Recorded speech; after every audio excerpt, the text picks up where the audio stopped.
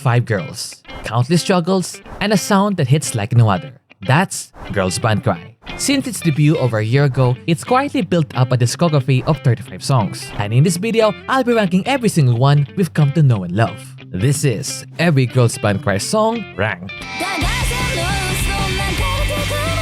Kicking things off, we have What Race, a track that's fast and sneakily intricate. Right out of the gate, it hits you with rapid spitfire lyrics, tight guitar lines, and Subaru's playful drum work setting the groove. The slap bass right before the chorus is such a pleasant surprise, while the chorus itself folds back with a simpler bass line and a catchy final melodic line that subtly sticks with you. Then it evolves gently instead of exploding like every Michael Bay movie. Verse 2 adds a touch of calm before full muted guitars bring the punch back in chorus 2. Nina's vocals are the clear standout here. Raw, emotional, and especially powerful on that prolonged note leading into the solo. Then comes a brief pause, a dramatic drum roll, and the final chorus that wraps things up just the right amount of urgency and weight. But other than the composition, let's briefly discuss the lyrics. They are a quiet existential spiral abyss with a heartbeat. It dives into themes of disillusionment, the emptiness of superficial connection, and the ache of inaction, but never gives up on the idea that something better can still be built. Throughout all of the lines, you can sense that the writer is going through pain, but in the end, they're calling to the listeners that it's better to stop being an NPC observer and take action if you feel something has to be done. Overall, What the Race is one heck of a solid piece that isn't like some attention seeker but earns your respect. Compared to the other Toge songs we'll hear later on this video, it's more grounded, but still packed with detail and emotional weight. I think it's alright with nothing to glaze over nor complain about. I'm gonna give this a clean and thoughtful A tier.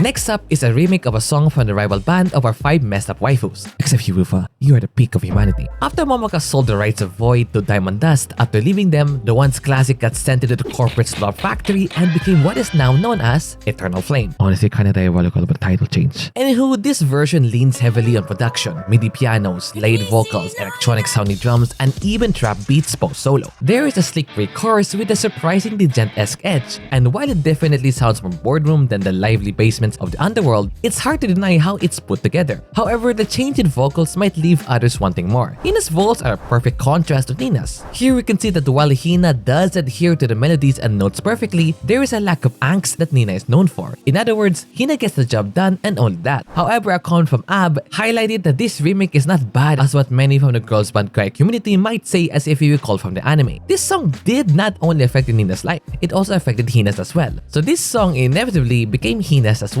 The lyrics tell a story of moving from anxiety to agency, realizing that waiting for the right path is a trap, and forging your own way is the only move that matters despite the potential risk that may occur. As a track, it's clean, well-produced, and while emotionally detached, still meaningful. Now, I'm sure a majority will still say this as soulless. There are still some that might appreciate this remake. Me, I fall somewhere in the middle. Is it life-changing? No, but it's a genre-blending remix that knows what it's doing. Another A tier.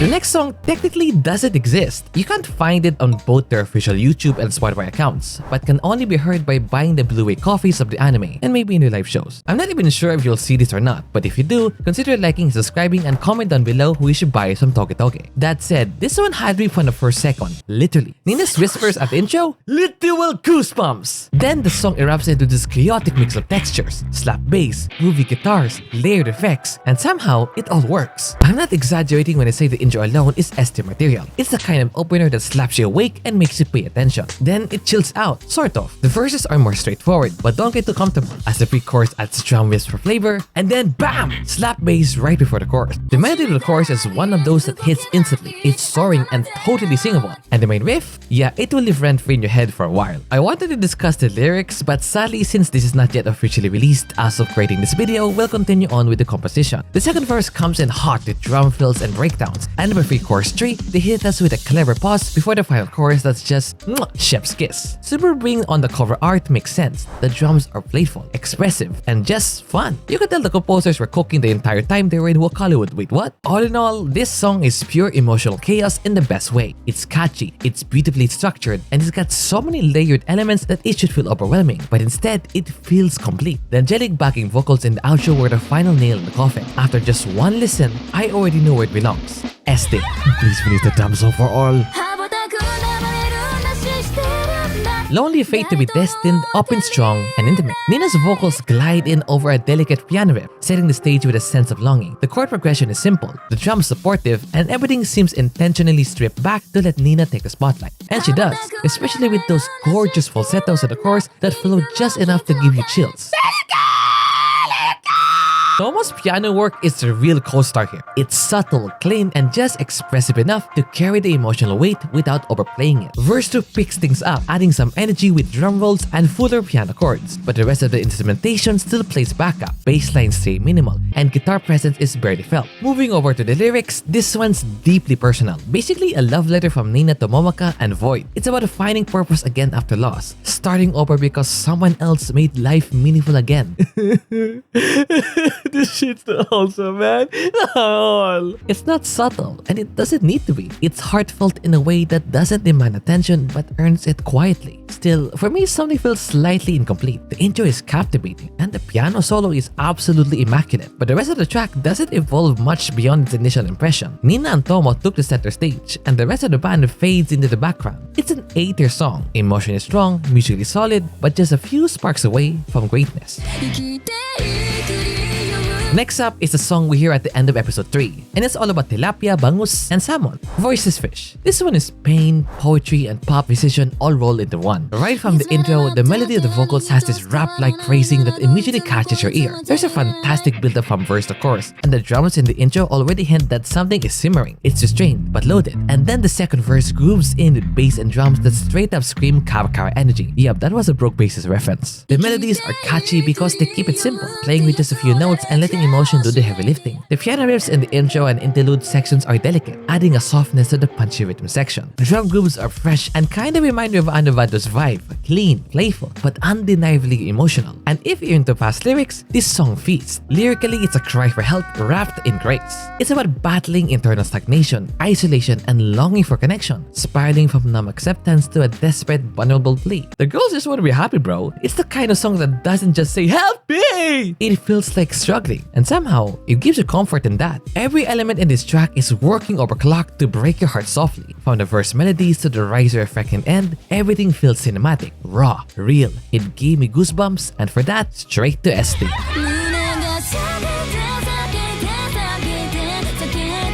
After melting away because of the intense heat and now singing that one popular Lola Amara single, wait, wrong script. Melt Into the Dark is one of those songs that tricks you in the best way. The title screams melancholy, but the moment the fast piano kicks in, it's surprisingly bright, almost hopeful. The whole composition feels like something straight out of a Yushika track. Yushika mention, let's go! If you know, you know. It's that signature blend of emotional weight wrapped in upbeat, intricate arrangement. And I love that. The piano is easily the star of the show here. From the intro to the interludes, it never lets go of its energy or charm. The vocal melodies are smooth and sweet, matching the piano space with ease. Meanwhile, the bass, drums, and guitars stay in the background, not flashy but supportive. It's in the solo section though that the guitar and piano finally share the spotlight, creating this moment of dreamy harmony before leading us into the final chorus. That last chorus hits differently. The brief pause where the instruments drop out, leaving only vocals. That's the kind of move that makes a track feel alive. Lyrically, it deals with faded dreams and the bittersweet reality of moving forward, all while wrapping that sadness in beautiful imagery. It doesn't wallow, it reflects. If you're a Yushika fan, so you're based. This one's an instant favorite. It's emotionally rich, musically thoughtful, and the piano carries so much feeling it's unreal like Nichiga. Stop! Sometimes a song just aligns with your taste on every level,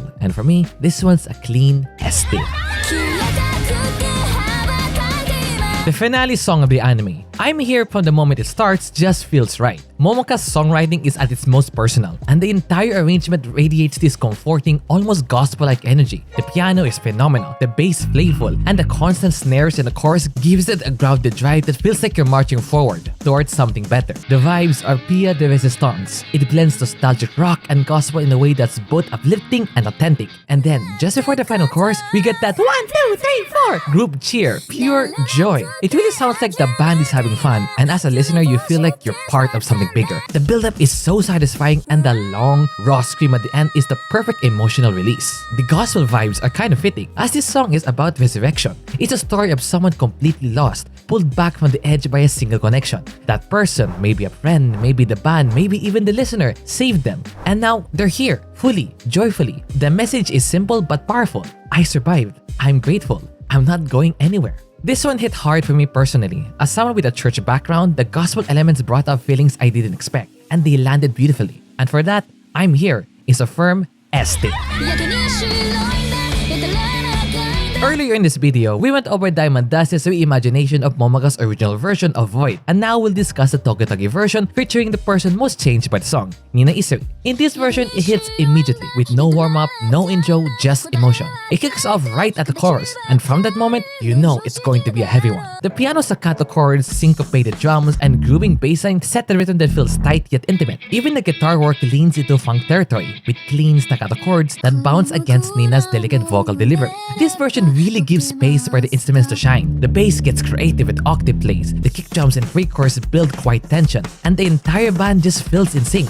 Still, it's Nina's vocals that carry the emotional weight, soft, vulnerable, and deeply connected to the meaning behind the song. By the time she hits that scream in the final chorus, you feel the long pain, fear, and hope behind it. How this song meant a lot to Nina when going through the bullying incident. The lyrics are exactly the same, but thanks to Nina's performance, it adds a whole new feel and emotion. This is what I mean by the contrast between Hina and Nina, the former being calculative and strict, while the other free and rebellious. This track will truly make you feel something. For me, this version hits way harder than Diamond Dust's one. It's a certified este.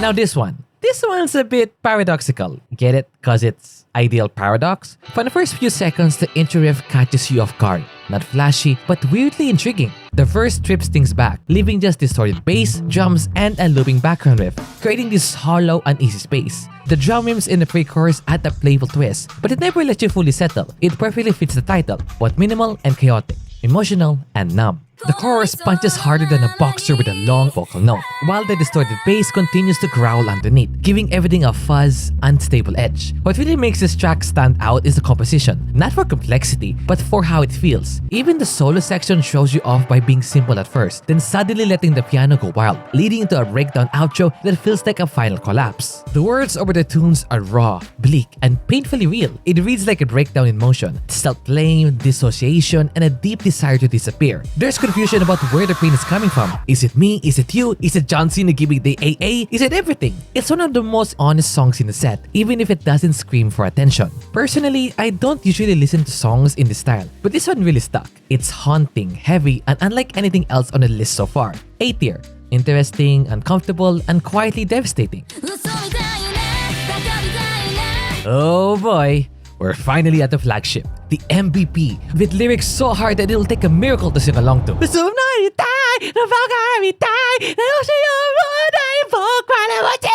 This is the song that defines Togetoge's sound. Fun rapid-fire vocals and hyper-technical piano intro, it launches straight into the war zone. Nina's performance is the centerpiece here, gritty, fast, and real, backed by angsty melodies and kick-heavy drums. And of course, catchy as hell, even with its simple chord progression, because Nina sells every note like her life depends on it. The rest of the band brings the heatness of Ruina Choto, heatness of the beat too. Subaru is all over the kit, filling every second with intensity. Rufus bass while subtle grooves with purpose, especially in the second verse when the song takes a breath. Momoka's guitar leans into heavy chords and distortion, while Tomo's piano steals the spotlight moments with complex runs and interludes. I think it's also a good segue to mention the structure of all songs from Band Cry. After listening to them all, each one of them follows this: intro, verse, pre-chorus, chorus, verse 2, pre-chorus 2, and instrumental solo, pre-chorus, or straight into the final chorus. But back to this absolute banger. Each section builds with purpose. Heck, even the pause at the end of the chorus adds drama. And you know why it feels like a fight club? Well, the lyrics are basically a fight song in a broken world. We live in a society, man! It's about confronting despair, knowing everything's stacked against you, and still choosing to reach out. The lyrics are angry, bleak, and bitter than coffee, but beneath that is this burning refusal to give up. It's about screaming into the void and hoping someone screams back. That belief in action, no matter how small or naive, is what hits the hardest. This is Band Cry's session complex. It has everything: insane vocals, tight band synergy, and undeniable replay value. It's peak all the way through. Este. White Drizzle in Gloom leans hard into the electronic side of Togenashi sound. Right from the start, we get this subtle MIDI vibe with a layered guitar effect in the intro that builds into a surprisingly gentle verse. The piano is immaculate, the drums are light and playful, and there's this slow, deliberate progression that creates a kind of calm tension. It's more introspective than intense, but that's exactly what makes it stand out. The chorus keeps things fun with a light, catchy melody and a simple chord progression, but they spice it up with a breakdown and a brief pause before jumping back in. The guitar licks in the pre-chorus and trills in verse 2 are great little flourishes, and then out of nowhere, treble picking in the solo. Hold on, Bochi, is that you?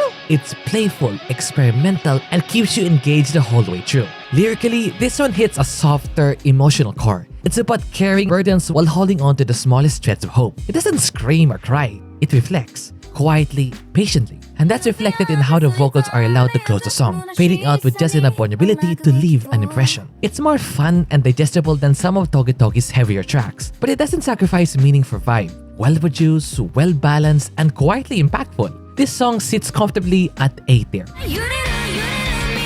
Alright, let's talk about Belle Papillon. It's a solid one. The intro folds you in fast with a clean guitar lick, and then Nina comes in with melodies so powerful they practically make your strongest team Starwell die on the first round, punch through the mix. The groove is tight, the staccato rhythm in the pre-chorus keeps things sharp, and the verse melody, absolute peak. It's catchy, confident, and carries just enough vulnerability to feel earned. The chorus plays it differently. It doesn't hit hard or as dramatically as some of their past tracks. It's more subtle, like it's holding back on purpose. There's a bit of that I'm here vibe in the tone and pacing, but the overall delivery is more reflective. It's interesting, though not what you expect, and that unpredictability works in its favor. The lyrics tell a story of rebirth, messy, painful, and beautiful, from self-loathing and stagnation to inspiration and self-acceptance. There is this metaphor of a butterfly trapped on the ground finally finding flight. It's simple but effective. Overall, it's about waking up, finding your voice, and letting it sing, even if it's cracked, even if the notes are out of tune. That blend of hesitation and breakthrough is reflected in every part of the song. Belle Papillon might not be a banger like One World or Voiceless Fish, but it whispers with confidence. It's polished, satisfying, and carries a sense of growth,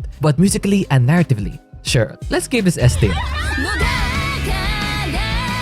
Back with another Blu-ray exclusive, Creeper. Oh man, Creep is one of those songs that doesn't need to go loud to go hard. It just hits you quietly. It often soft and slow, with reverb-heavy guitars and a gentle kick drum pulse guiding the verse. There's this calm, sentimental energy that instantly gave me Flashbacker and also Kara Kara vibes. Yes, the Bochi references are here to stay. The magic of the show is in the detail. The pre-chorus melody is gorgeous, backed by subtle piano work, and the vocal falsettos are clean and emotional. Then in verse 2, we get offbeat staccato guitar chords, a cheeky bass lick before free chorus 2, and boom! Insanely fast piano runs that totally caught me off guard on first listen. It's soft rock with teeth, and I was fully into it. The guitar solo is another standout, rare for a Togetogi song, as the piano is usually the soloist instrument. It echoes the intro but evolves into something bigger, with pauses and pacing that feels cinematic. And when the final chorus comes back in with a drum roll, it's just chef's kiss. Every instrument has something to say here, and none of it feels wasted. It really gave me goosebumps on first listen. The melody, the pacing, it's all so beautifully executed. It might be one of the quieter tracks, but emotionally, it's massive like a low taper fade. No hesitation, S tier. While listening to No One for the sake of this video, I realized that throughout all of the songs from Togetogi, there's a level of consistency. I know I keep on bringing Bochi the Rock up, but compared to Ketsuko Band, Togetogi is just more consistent with their sound and composition. It's mainly because Ketsuko Band's songs are collaborative pieces, working with various artists in Japan, while Togetogi are on their own. It's up for you to decide if that's a good or bad thing. Anywho, the intro riff immediately sets the tone, leading into a fast-paced verse melody that keeps things moving without overwhelming you. As usual, the piano work is strong, anchoring the track with its quiet complexity. And there's this really cool key shift in the chorus that gives it a whole different color. The vibe shift between verse and chorus adds depth, even if the structure itself feels familiar. There's a great guitar moment right before the final chorus, a small detail, but it adds a nice edge. Lyrically, it's about standing alone, but not giving up. It explores isolation, the decision to step away from superficial connections, and the quiet strength in blooming on your own. But beneath that, there's still a desire to be understood, to be seen. It's still about resilience, but also the hope that maybe someone, somewhere, might get you. Overall, No One doesn't break new ground, but it doesn't need to. It delivers on everything you expect from Togetogi. Tight instrumentation, strong emotion, and thoughtful lyrics. It's a solid A tier, and sometimes, solid is exactly what you need. Next up is Diamond Dust's only original song we get to hear in the anime, and to be honest, it's one of those tracks that tries a lot, but not everything lands. It's still definitely interesting. The metal-style guitar in the intro and the fun angular riff immediately signal that this song is going to lean heavier. The drums in the verse have their own distinct groove, and sound effects sprinkled throughout like a Drowin Guy video give it a slightly otherworld, even oceanic vibe. It's got personality, no doubt. The highlight for me is the chorus, which has a solid melody and good energy, though I honestly wish the vocals punched harder. If this was a boxing match, Nina would have knocked out Hina in the first round. There's a great pause with a sound effect between pre-chorus 2 and chorus 2, a moment that builds tension in a clever way. The solo section is fun and vibrant, though I would say that Diamond Dust edges out Toge when it comes to guitar solos. Still, both can't compare to Bochi. Lyrically, this one swims in existential dread. It's about feeling trapped in fate, screaming into a world too numb to care, and still clinging to one fragile thing, hope in someone else. The message is heavy and poetic. Even in the middle of despair, there's meaning in choosing to protect what's pure. The screams aren't just for pain, they're proof of still being here. Overall, Cycle of Sorrow doesn't hit as hard as other tracks, but it's a good swing at something different. It's not one I'd revisit often, but I respect the attempt at mixing metal energy with depth. A bit uneven, but still a worthy A tier. With yet another Blu-ray exclusive, we have Toge's first official ballad. And wow, it lands like butter. The intro for me immediately reminded me of True's anime openings. It starts the way it wants to, just taking its time. Everything is gentle and intentional. Palm muted guitars, soft but expressive drumming, and a vocal performance that's just beautiful, controlled, and heartfelt. The chorus hits right in the chest. It's singable, warm, and quietly powerful. The kind of melody you find yourself humming hours later. There's this great synergy between the guitar and piano in the solo section, playing the same riffs together. When we hit the combo for the final chorus, the high piano chorus and subtle bass licks sneak in perfectly. It's tasteful, clean. The song structure reflects the emotion. It lingers where it needs to. The outro is just a repeat of the solo, but it works. No rush, no drama, just that soft descent into closure, ending on a gentle wood chord like an exhale. It's a track that doesn't need to build or blow up. It just exists, and that's enough. With Tomo on the cover, it all makes sense. This is her vibe. The piano work is delicate but sensual, and everything about this song feels earned. I didn't expect to love a Toge ballad this much, but now, please give us more! Este. Hurtful and Painful doesn't hold back. It opens with a haunting high piano note, then immediately drops into a groovy driving intro that sets the tone. The verse melody is fast and emo, with catchy, rapid-fire lyrics that somehow still manage to land every word with weight. The guitars are dripping with vibe, using ghost notes to add texture, while the drums and piano hold everything together with quiet intensity. The inner core of the song comes through in every layer. The vocals in the verse feels raw, and by the time we hit the chorus, there's this one note that just hurts, like getting fall damage type of hurt. It's small, but it cuts deep. The guitar solo is tasteful, not showy, and the bass keeps everything grounded without needing to take the spotlight. And that piano riff in the outro, beautifully tragic, quietly devastating. Moving over to the lyrics, they also carry significant weight as this is the voice of someone at their breaking point, tired of being burdened by others, suffocated by expectations, and finally choosing to push back, even if it means becoming the villain. There's a darkness to it, but also clarity. It's a rejection of systematic pain, of generational trauma, and a desperate fight for agency, even if that agency is messy or destructive. Whenever you feel you're at your limit, this is the kind of song you put on. It doesn't just describe pain, it feels it, sings it. Again, fitting the title of the song. And also Tomo's playing is immaculate as always. Tomo Supremacy! Another Este.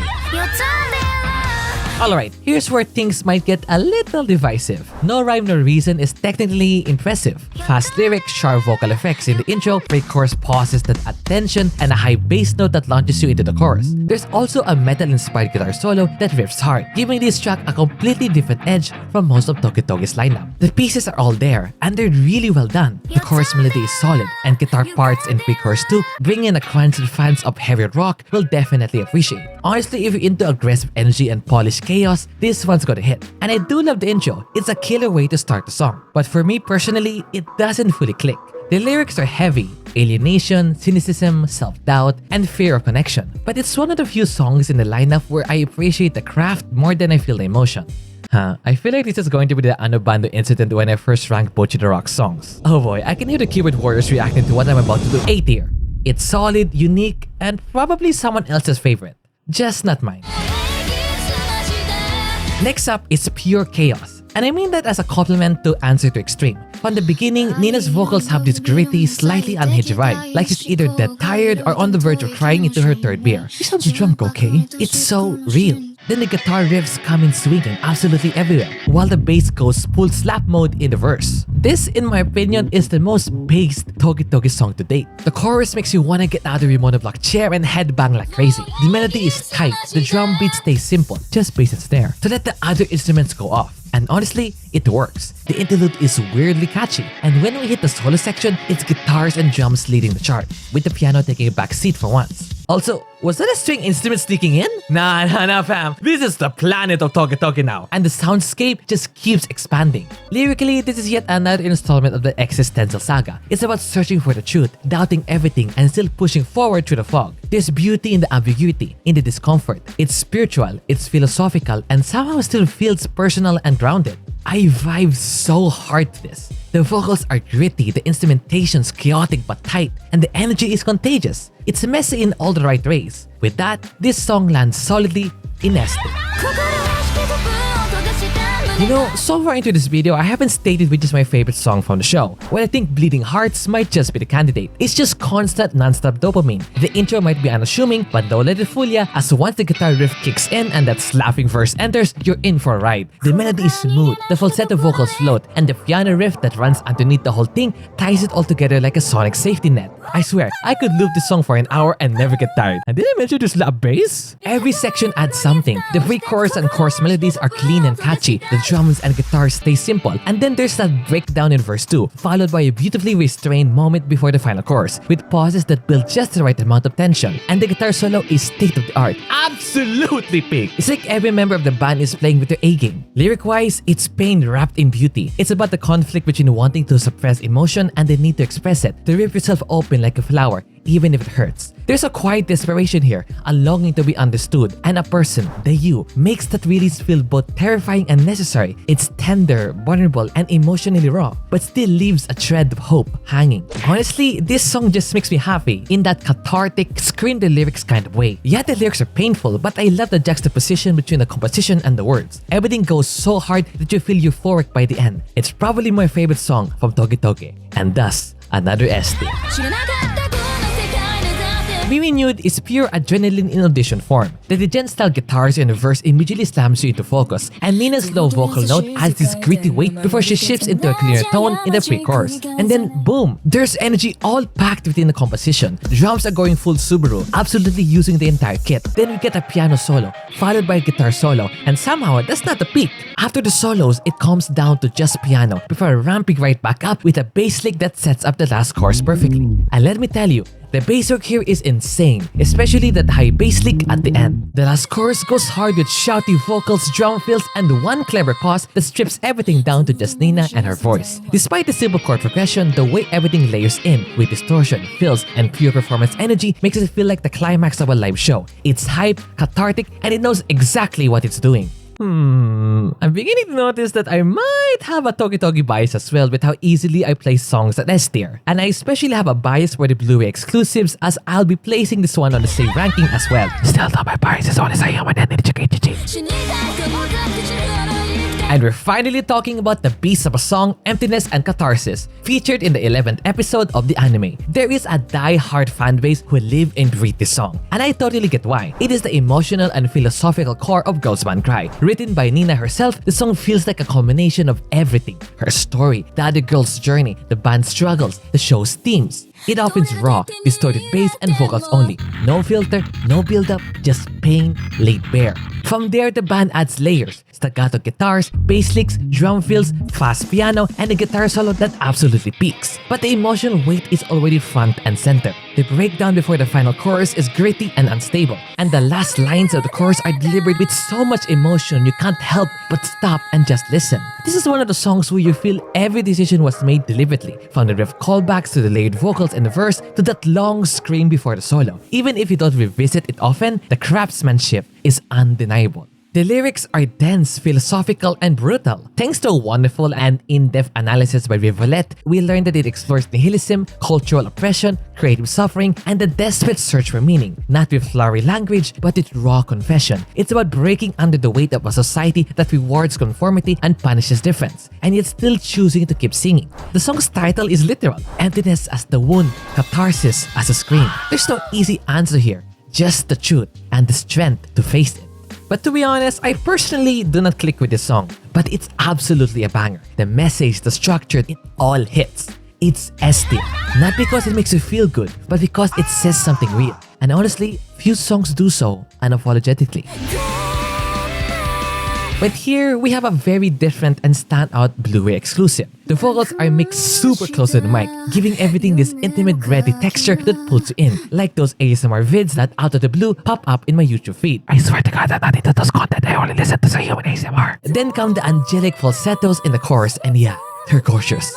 Soft, high in that floaty, weightless kind of way. It's like the whole track is hovering in a fog of sadness. Musically, it's a chill but fast-paced piece. The drums keep a steady, quick rhythm. The piano sits quietly in the background, and the guitars play around the edges, adding just enough flavor. Post-interlude, you get some pad textures that fill in the emotional space. And then, out of nowhere, a wild transition into a fiery guitar solo. It's intense and kind of jarring, but it adds contrast to the softness. Overall vibe is beautiful, but it doesn't quite hit like the others. The vocals are undoubtedly the highlight, but compared to the other Blu-ray tracks, this one feels a little lighter in impact.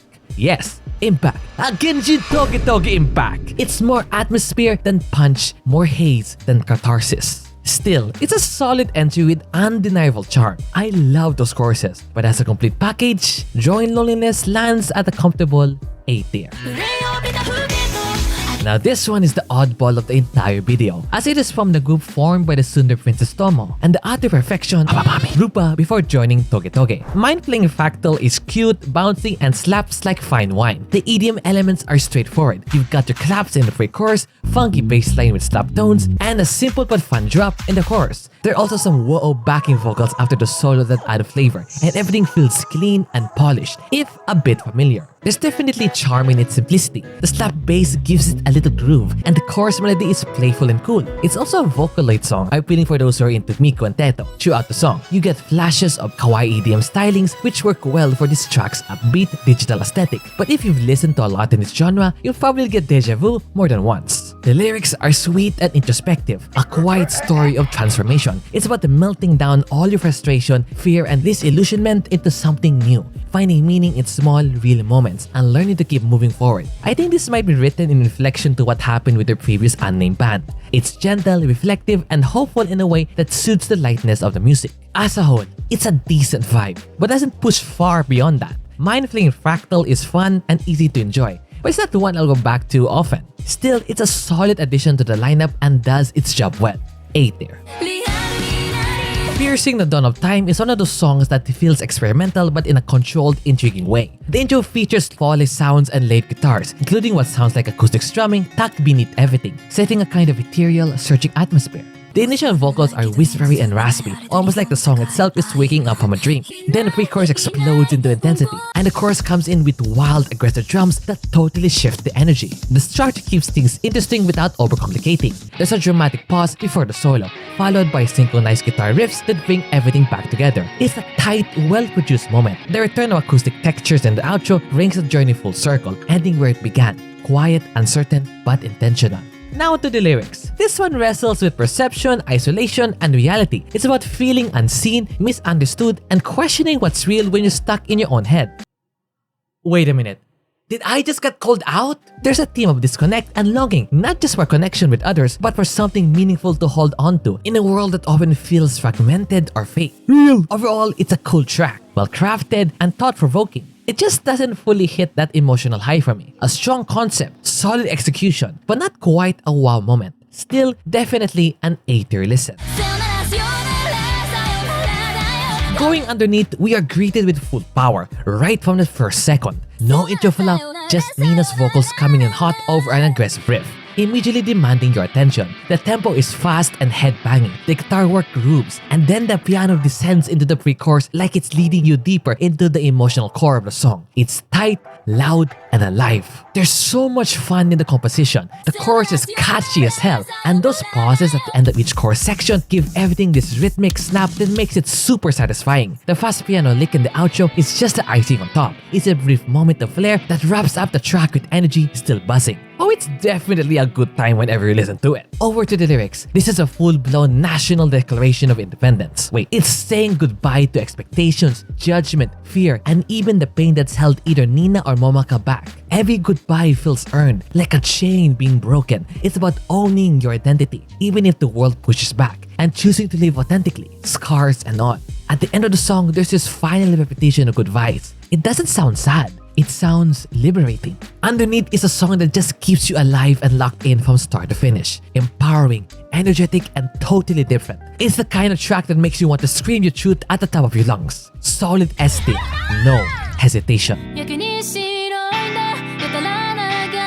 Here we are with the OG song, the very single that started the entire story and main plot device for the show. The original version of Void, sung and composed by Momoka, is stripped down, intimate, and deeply emotional, just like you'd expect from her. It opens with her signature guitar tone, raw and clear, and then Momoka's vocals come in, honest, unfiltered, and full of feeling. In the background, you get reverberated padded keys, groovy but simple drums, and a steady bass line that lets everything breathe. The structure is thoughtful. There's a pause in the pre-chorus where it's just her and the guitar, layered with effects that shimmer but never distract. Then a slow build into the chorus, with instruments staying soft and controlled. The slower tempo gives it space, letting every note and word hang in the air a little longer.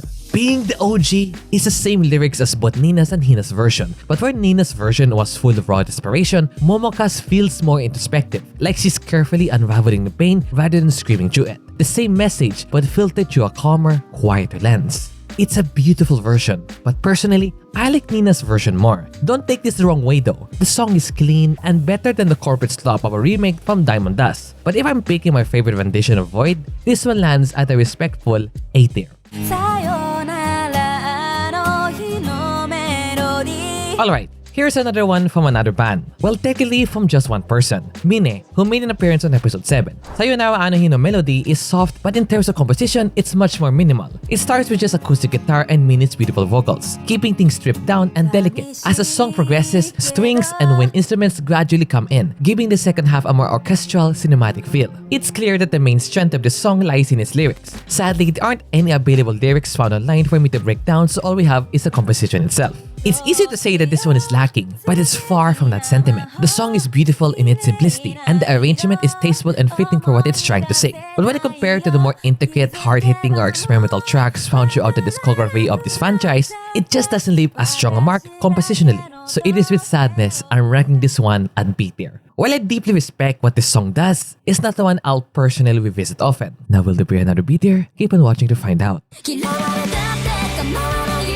Blue If is just fun, like immediately fun. The intro grabs your attention fast, and then it slides into a verse built on drum rims and quirky bass parts that keep things playful without being chaotic. The piano is doing what Tomos does best, not dominating the mix, but adding little trills and licks that sparkle around the edges. It's got a groove, it's got bounce, and it just feels right. The chorus is an absolute delight. It's catchy, melodic, and easy to sing along to. The guitars stay simple, letting the vocals shine, while the drums are steady and supportive, only stepping up for that drum roll at the end of the chorus that kicks us into the interlude. And in that section, we get staccato guitar chords, playful rhythms, and a solo with a unique guitar effect that adds a cool layer of personality. This song doesn't aim for emotional devastation, it just vibes. Everything about it feels well balanced and charming, and while it's not the flashiest track in the discography, it doesn't need to be. It plays with structure and texture in a way that keeps your ears engaged from start to finish. Personally, this one just fits my taste. The riffs, the feel, the overall energy, it all clicks. It's fun, engaging, and musically satisfying in a way that keeps me coming back. No doubt in mind, ST. Meant to be is what happens when you ask Ed Sheeran to make a Yui monstrosity of a pop song because it is unlike anything else from Toge. It leans fully into an acoustic, pop-inspired vibe with snaps, cymbals, and gentle rhythms that give it a breezy, romantic touch. The chorus melody is ridiculously catchy, almost country pop in flavor, and the looping acoustic riff in the verse gives it a cozy, warm feeling. The instrumentation is tight and clean. The bass groove syncs perfectly with the drum rhythm, while the guitar solo is simple, riff-based, and fits the vibe without trying to steal the spotlight. Every element, from the snaps to the sprinkled percussion to the bouncy chord rhythm, just serves the song's heart. It's sweet, grounded, and best of all, it leaves you smiling. I hope not in a weird grin publicly. Lyrically, it most certainly centers on Nina. Thanks to an interpretation from the Panilasteler, the song explores her bond with Momoka through the lens of the red thread of fate. Messy, imperfect, but unbreakable. It touches on unspoken love, gratitude, self-awareness, and vulnerability, all wrapped in a we argue but are still meant for each other kind of dynamic. It's about connection, the kind you don't choose but can't imagine letting go of. This one breaks away from Toge's usual chaos and angst in favor of something intimate and refreshingly heartfelt. It's light, sweet, and still emotionally grounded. And even if it's not what you expect from the band, it's exactly what Nina wanted it to be. So yeah, another S tier. White Lie starts off calm, almost subdued, but then bam! All the instruments crash in at once, catching you off guard. From that point on, you're in for a ride. The orchestral and wind ensemble instruments give the song a very different, almost cinematic sound paired with the anime OP style structure. It becomes one of the most memorable compositions in the Toge catalog. Musically, this song is packed with flavor. The verse melody is great, and the drums have a really distinct tone that adds a lot of texture. There's a clever pause before the chorus, followed by a synchronized guitar riff that hits clean. Then you get vocal delays in the post-chorus, a wah pedal in verse 2, simple but steady bass, and backing vocals during the solo, all layered together with finesse. And let's not forget the raw scream and that super cool lead guitar transition into the final chorus.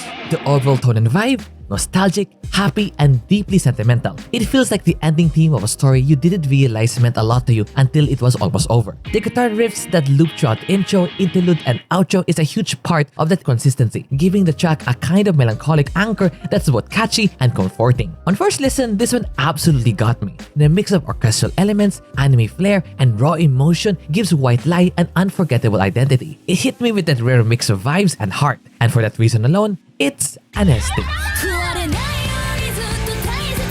One of the two most recent songs, asserting the script. Fragile Violet dives into Toge's emo and atmospheric side yet subtly hints at an ever-evolving production style. The opening vocal effect and continuous riff set the tone, with slap bass creeping in during the verse. The chorus hits hard with punk energy, powered by simple quarter note drums and punchier than a WWE punch in vocal delivery by Nina. Pauses, a piano riff in the interlude, and even a choir layering give the song a dramatic flair, while the tremolo guitar descent before the last chorus seals the mood.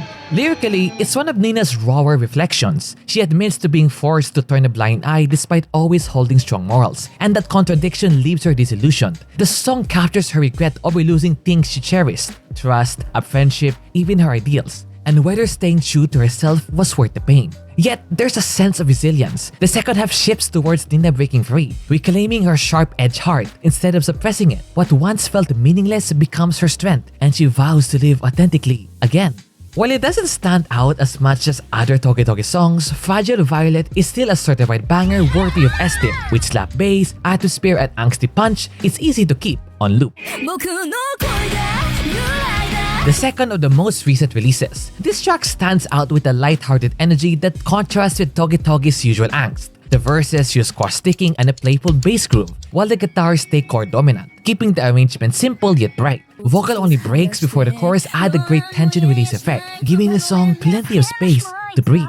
As it moves forward, the piano interlude and rolling snares keep the momentum alive, though the solo section is notably short. The outro leans on hard snares and catchy melodies, leaving a punchy final impression. Overall, the composition feels designed to uplift, light but still undeniably Toge. The lyrics portray someone wrestling with deep pain, self-doubt, and the paradox of wanting connection while fearing they'll only hurt others. There's a raw honesty in rejecting silence, choosing instead to scream out the truth, even if no answers exist. Amidst the darkness, the arrival of a voice offers fragile hope, a reminder that even in despair, a connection or connections can spark resilience. While researching for this video, I noticed a growing sentiment amongst the fan base over on Reddit, feeling that these newer songs are becoming too polished, straying from the raw, noisy roots. But I still feel this song works precisely because it balances accessibility with emotion. It feels brighter and more positive than much of the catalog, yet it still carries weight in its message. For me, it's unique, replayable, and full of good vibes.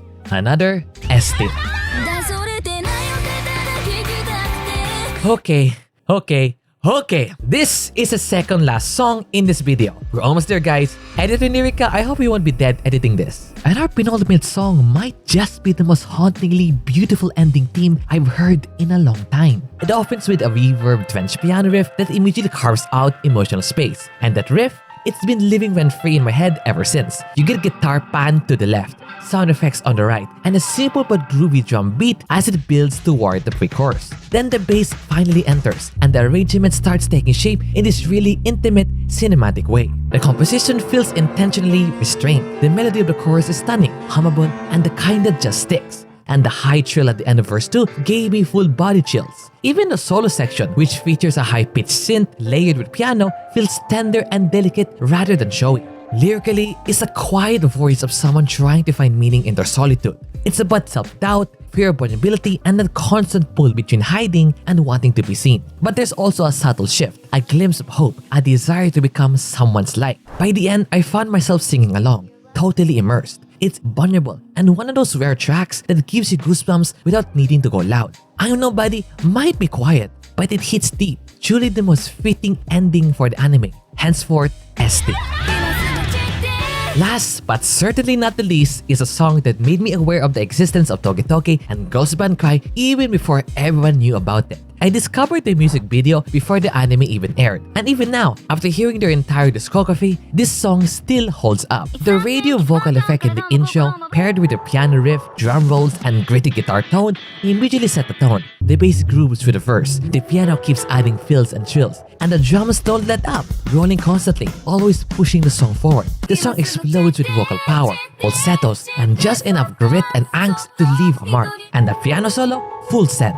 By the time we get to the final chorus and outro, which echoes the intro, the emotional arc feels complete, but also devastating. As with the majority of their songs, the lyrics are painfully raw. It's about fractured identity, disillusionment, and isolation, but also this deeply human craving to be understood. The world is depicted as sick, loud, and false, and Nina feels like they're falling apart inside it. But even through all the darkness, there's a line. I want you to know, my heart is in pain.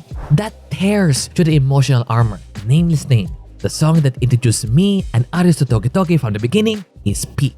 It's loaded, musically gripping, and carries a kind of personal intensity that few other tracks can match. The pacing, the lyrics, the sound, it all just works. For its impact then and now, this song is a definitive ST.